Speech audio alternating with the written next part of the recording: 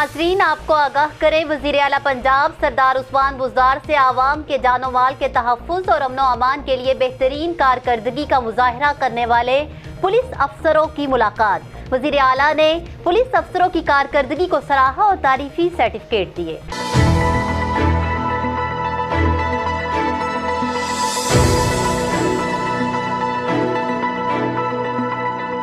आपको बताएं कि वजीर आला ने डेरा गाजी खान डिवीजन के 7 पुलिस अफसरों को वजीर आला ऑफिस बुलाकर हौसला अफजाई की। अमने आमा के लिए शानदार कारकर्दगी पर पुलिस अफसरों को शाबाश दी।